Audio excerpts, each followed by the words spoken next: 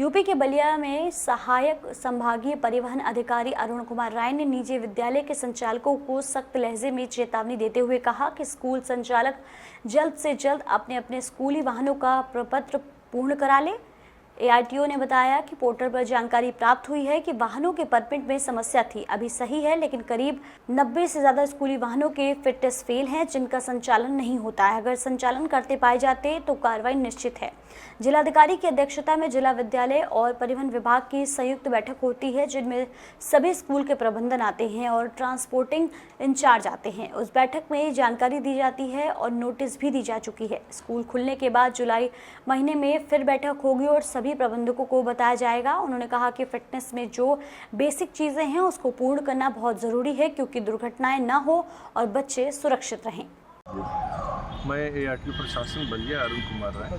जो सड़कों पे जो वाहनें संचालित हो रही है, चाहे स्कूली बसें हो और चाहे ऐसे रोड पे अन्य वाहनें हों, तो उसको सुरक्षा मानकों को लेकर के क्या आपका निर्देश है?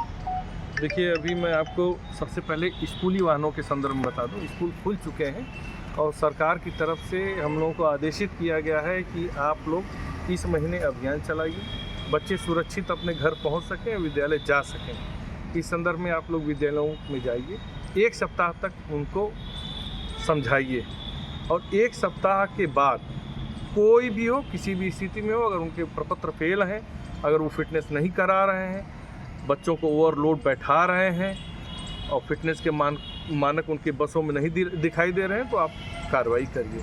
और यही नहीं, ज़रूरत पड़ेगी तो आप एफआईआर भी कराइए। तो अभी तक किसी वाहनों पे आप कार्रवाई किए हैं कि नहीं? देखिए, मैं बता रहा हूँ, कल से ये अभियान हो रहा है। आज मैं कुछ विद्यालयों में गया था ये भी बताने के लिए कि देखिए 5-6 दिन में आप लोगों को बता दिया जाएगा कि आप लोग कार्रवाई कर लीजिए। तो बताने का काम 1-2 दिन में सब लोग जान जाते हैं। 2-4 दिन के बाद कार्रवाई हम करेंगे। पहले समझा देंगे लोगों को, रोक के भी समझाएंगे सड़कों पे, क्योंकि देखिए इन्फोर्समेंट का एक तरीका यही होता है कि हम केवल कार्रवाई करके ही नहीं बता पाएंगे, थोड़ा सा बताना पड़ेगा। वहाँ पे विद्यालय अभी खुले हैं, बहुत सी गाड़ियाँ अभी 2 महीने तक खड़ी थी, 1-2 दिन का उनको समय दे रहे हैं, वो गाड़ियाँ आके फिटनेस कर। तो सर, लोगों को किस तरह से जागरूक किया जा रहा है? उनको देखिए, आपके चैनल के माध्यम से, इलेक्ट्रॉनिक मीडिया हो चाहे प्रिंट मीडिया हो, उसके माध्यम से विद्यालयों में हम लोग जाते हैं, सड़क सुरक्षा कार्यक्रमों के माध्यम से वहाँ पे हम लोग जागरूक करते हैं। उसके बाद रोज़ कुछ न कुछ ऐसी गतिविधियाँ हो रही हैं जहाँ पे किसी न किसी का संदेश आता रहता है कि कृपया वाहन सुरक्षित चलाएं, उनका फिटनेस और उनके प्रपत्र सही करके रखें ताकि दुर्घटनाएं ना हो। तो दुर्घटना को लेकर सरकार खुद इतना संजीदा है कि रोज़ कोई न कोई, हमारे मंत्री जी हैं, मुख्यमंत्री जी हैं, वो लोग कुछ न कुछ स्टेटमेंट देते रहते हैं। तो जागरूकता का कार्यक्रम हर साल चलाया जाता है, हमारे विभाग की तरफ से भी, पुलिस विभाग की तरफ से भी। तो कितने ऐसे स्कूली वाहन हैं जिनका प्रपत्र पूर्ण नहीं है? देखिए, अगर स्कूली वाहन आप कहेंगे तो हमारे यहाँ थोड़ी सी परमिट की प्रॉब्लम आ गई थी, लेकिन उसका भी समाधान हो गया है। थोड़ा सा परमिट में समस्या थी। फिटनेस के मैं देख रहा था आज हमारे पोर्टल पे 96-97 ऐसे स्कूली वाहन हैं जिनका फिटनेस समाप्त है। उन लोगों को बता दिया गया है। उन लोगों का कहना है कि तमाम ऐसे वाहन हैं जिनका संचालन नहीं होता है।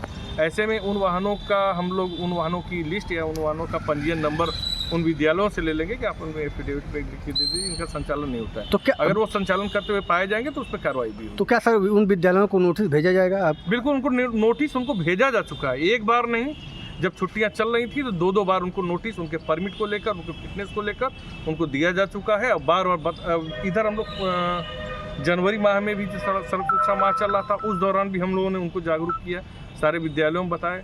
जुलाई माह होने जा रही, जुलाई और जनवरी में 2 बार जिला विद्यालय परिवहन समिति की बैठक भी होती है।